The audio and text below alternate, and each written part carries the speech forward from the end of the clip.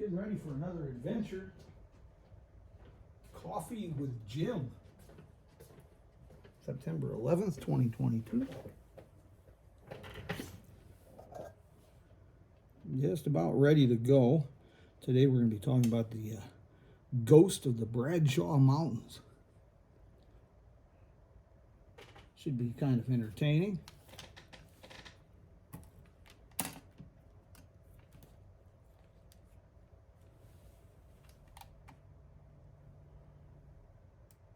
You ready?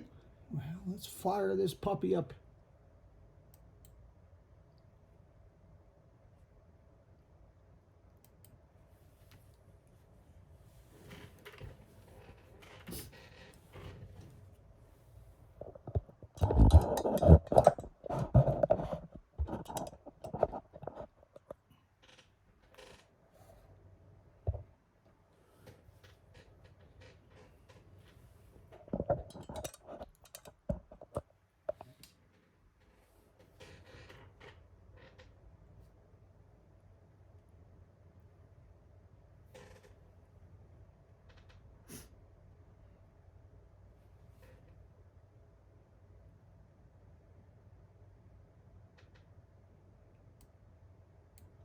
Hey, good morning, everyone.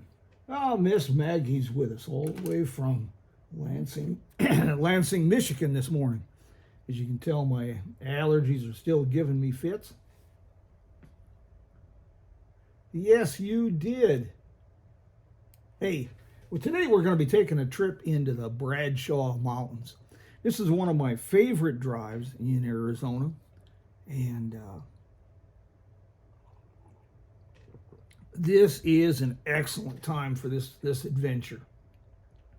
And without further ado, let's get right to the program here. You know, Prescott, Arizona is one of those amazing places. A lot of communities have had to restore, reinvent their historic business districts. During the 50s, the 60s, when suburbia took over, the downtowns historically died. Prescott is unique. It never did. And it's kind of vibrant. Whiskey Row, the old courthouse square, several old vintage hotels. And Prescott itself is it's just a favorite place of ours. I used to rodeo up there on the 4th of July weekends. And just an amazing place. It was Arizona's territorial capital, as a little bit of trivia. Well, on Highway 89, halfway down the hill into the historic district of Prescott, there's a cross street, and the sign reads Senator Highway. I gotta tell you, it's a misnomer. It's not a highway, not at least by modern standards. At first, this highway seems to be merely a pleasant street of beautiful, older, Victorian-era homes, a shade-dappled street, and it's a scene lifted from a Norman Rockwell print. However, first impressions can be deceiving, and such is the case for those adventuresome enough to discover the charms and the treasures of this lost territorial-era highway. And like I say, it's a very loose use of the word highway. Now, I recommend a loop drive, and that includes the Senator Highway.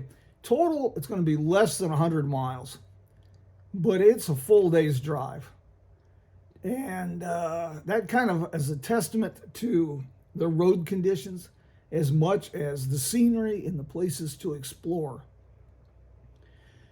2 more days, if you can spare it, do it. You won't regret it.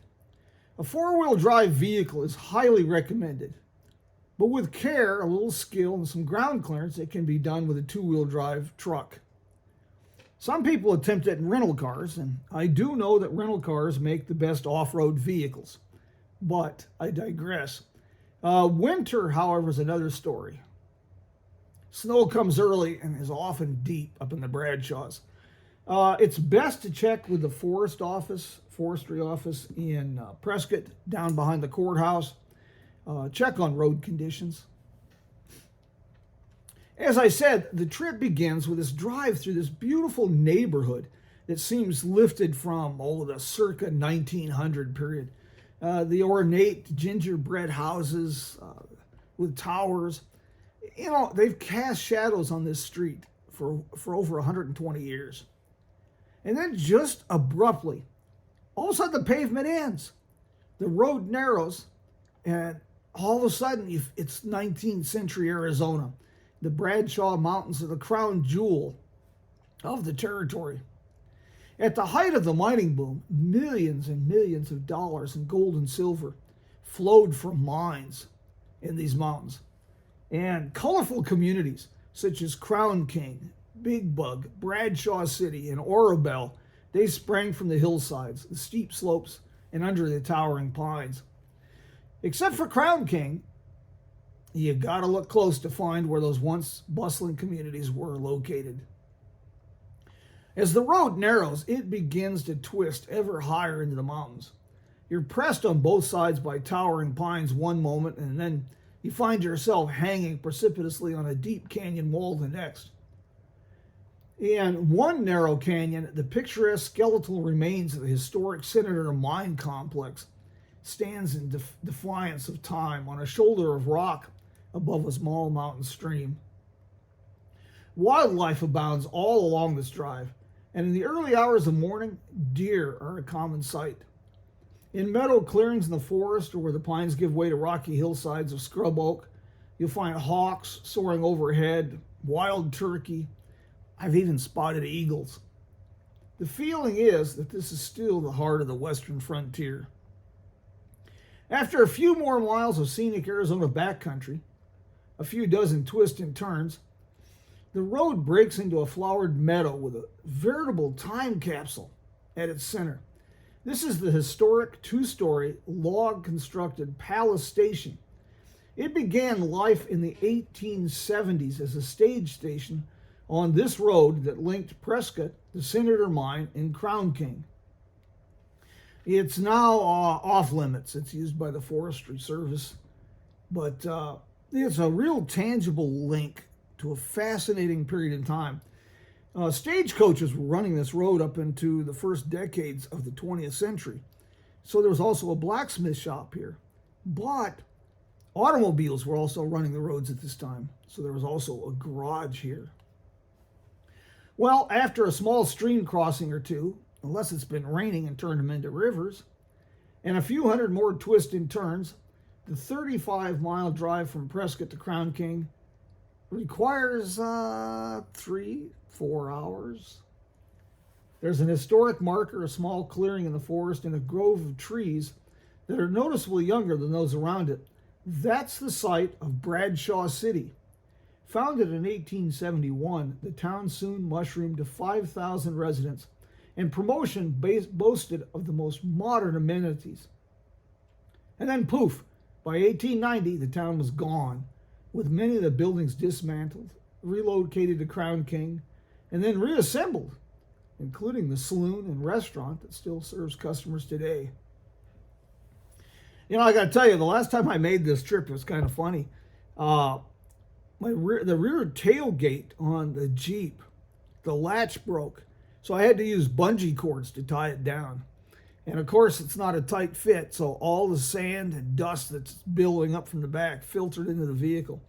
And by the time we got into Crown King, the inside of the Jeep, including us, looked like somebody had dusted us with flour. In addition to the old saloon at Crown King, the downtown features a general store post office that's been in operation since 1883. There's a small church along the stream that flows through town. It was built about the same time. And there's a modern bed and breakfast with all the amenities you expect. There's also an ATV rental store for those wanting to explore miles of forest-shaded roads and old mining roads, logging roads. There's even a one-pump gas station. Now, the Senator Highway is one road to Crown King. That's why I mentioned a loop drive. From Mare, southeast of Prescott, there's a steep, one-lane graded gravel road. You start out through Mare and you go down through the old town of Cordis Junction, and then you wind through the saguaro cactus into the old sleepy little town of Cleator, Arizona. very picturesque old mining town, railroad town. They got a neat bar and general store there. It's about it. But from Clear, the road climbs from the swirl cactus to the pines rather quickly. And it's a one-lane graded gravel road in many places. It follows it's on top of the old rail bed. And it's through a series of twists and turns. Every view is more spectacular than the last one. This drive is less than 30 miles, but it also requires about an hour. My Garmin on this particular drive totally freaked out. The road is a series of Z's, is how it appears on the Garmin, going up the side of the mountain. And about halfway up the mountain, the screen went black, and there was just a question mark. Like, what in the hell are you doing? Anyway, the railroad that preceded this road is almost a forgotten chapter now in Arizona history, but it was truly an engineering marvel. In 1899, Frank Murphy, a railroad tycoon who had built the line from Ash Fork to Prescott, and the line from Prescott to Phoenix, and the line from Prescott to Mare, set his sights on an incredible task. Link the mines at Poland on the north side of the mountain and Crown King on the south side with Mare. And there was a smelter and mill down there at Mare. Well, the railroad to Crown King was truly an engineering marvel. The switchbacks were so sharp, the rolling stock had to be modified. And it was said that a passenger in the caboose could actually see the locomotive running alongside. It's amazing. There's pullouts and cuts, one-lane cuts through the rock because you're following the old rail bed. The deep canyons required bridges of incredible height. They still do. And today, this rail bed is the primary route to Crown King. It's a white-knuckle drive if you're not used to these kind of things. Frequent pullouts offer opportunities to take a breather and a break for lunch and to let people pass. The next time you're in Arizona and need a break from sand, sage, and Arizona heat, just the hustle of daily life, perhaps a trip back to the frontier and a drive in the pines through the Bradshaw Mountains is what the doctor ordered. And, fall is a wonderful, wonderful time to do this. Adds a little bit of color, a little bit of vibrancy. Now, I recommend wholeheartedly I stay in Prescott. Prescott, Arizona is a treasure. It's a gem. And there's 3 historic hotels right downtown that I can highly recommend. The Hotel Vendome, basic, clean, but it's definitely dated. They've done a very good job of keeping that time capsule feel. It dates to the late teens. The Hotel St. Michael's is right down on Whiskey Row. It's a bit older. And the rooms are kind of a blending of historic hotel circa 1920 and Motel 6. But it's clean. And it's conveniently located. And there is a free parking structure behind the hotel. And you're within walking distance of places like the Palace, the oldest continuously operated saloon in Arizona, and a great restaurant. Try the Beast Burger. That's definitely not for the vegetarian. Charlotte Hall Museum is a few blocks up the street. You'll find the log cabin that was the territorial era governor's mansion. And they've moved in other historic buildings on site to make quite a little complex. One of the oldest schoolhouses in the Prescott area, a couple of Victorian homes, some other buildings. It's a great, great museum complex. And you can easily spend a day or two in Prescott. And it's one of my favorite places. Suburbia has engulfed and surrounded it on all sides and kind of given it a yuppie feel once you leave that historic district. A little too crowded for my taste, but I enjoy it immensely. And if you want to enhance your trip to Crown King. If you want to set the mood for a stay in Prescott and the trip to Crown King, and you're a Route 66 traveler, I got something else for you. In Seligman, on I-40, Route 66, if you're headed east, the last exit at Seligman, there's a truck stop on the right side of the road. Get off, go drive past that truck stop. The road will turn and head south. It becomes a dirt road real fast. It's a graded gravel road. And again, check on road conditions. A little bit of rain, you can get muddy. This is the Williamson Valley Road. This is part of the Mojave Prescott Road from the mid-18th century or 19th century. Parts of it are the National Old Trails Road. And until you get within about 5 miles of Prescott, where suburbia has taken hold, boy, it's another great drive. There's a steel truss bridge back there that was built in the 1920s, but the bridge is actually about 10 years older. It was down on the Gila River, and it was washed out. The state salvaged it and cut it up and reused it on the Williamson Valley Road. There's a couple old ranches. One was actually a town back in the 1880s and 1890s. It's another gorgeous, gorgeous drive. And even though they're not native to Arizona, it'll bring you up short. You'd be driving along, there's a fellow out there raising buffaloes. And so, kind of a startling sight to be driving along and see a herd of buffalo running along the highway, what passes for a highway. One of my favorite drives, though, in Arizona, Williamson Valley Road, Senator Highway. Give it a try sometime. Hey, I do apologize. I got the sniffles a little bit today, a bit of an allergy situation. I got a couple things I really want to share with you. October 14th and 15th in Kingman, Arizona, second annual Kingman Route 66 Fest. Reading from their website, and you can get more information at explorerkingman.com. The Kingman Route 66 Fest celebrates all things Route 66, especially the history and culture, and is hosted in beautiful Lewis Kingman Park. This historic park, by the way, is just a couple miles from downtown Kingman. It was a rest area on Route 66 years ago.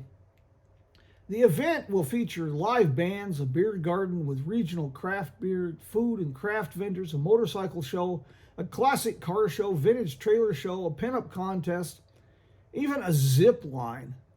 This should be kind of a hoot. And if you need added incentive for this event, Saturday evening, the 15th, Saturday afternoon, the 15th, downtown Kingman, one block off Route 66, Chillin' on Beale.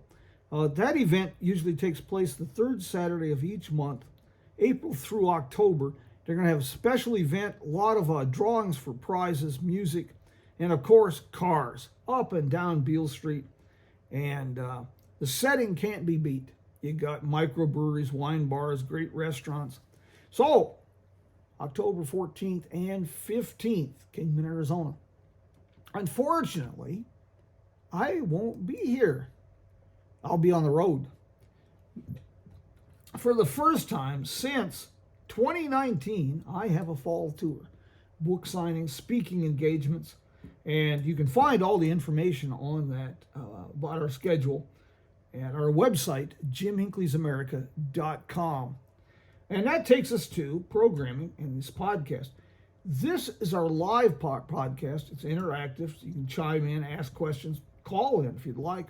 If you would like to be a co-host or a speaker, well, let me know ahead of time. I'll send you an invite, and we can have you on here live. You can talk to folks.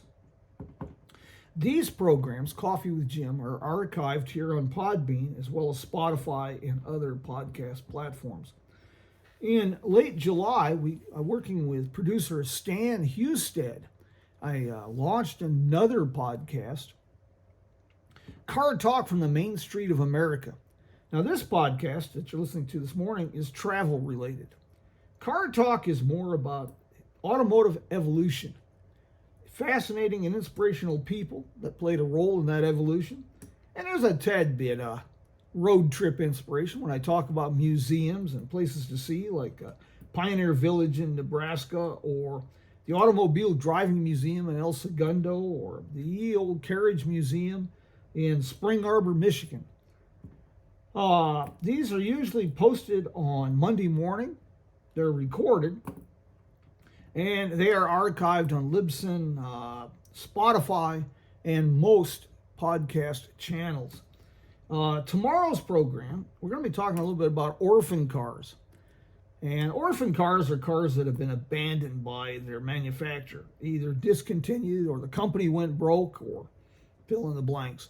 And we've got lots of examples, of course: Studebaker, Hudson, Packard, Nash, Jackson, DuPont, and of course Pontiac and Oldsmobile are now considered orphan brands. Well, tomorrow's program, we're going to talk about an Edsel of the modern era, Saturn, another orphan make. And you want to feel old? Wait till you see a Saturn coupe at a car show with historic vehicle plates. Quite amazing. Well, we've got so much coming up, lots to share. And one more item, and then I'm going to let you go. Contest. I've been working with my publisher. We are putting together a great contest for the month of October. It'll coincide heavily with our fall tour, and the prizes will be copies of my latest books. Here We Are on Route 66, which was released in January, or The Back Roads of Route 66, released in August, and I will deface them with a signature. Now, how do you beat that? Well, before we button this up and bid adios to everyone, do we have any questions? Anything I can answer for you this morning? Or, I'm pretty handy at telling folks where to go. Well, if no questions, I want to thank everyone who joined us this morning, and invite your friends. Join us next week for another adventure, and let's make it a coffee party.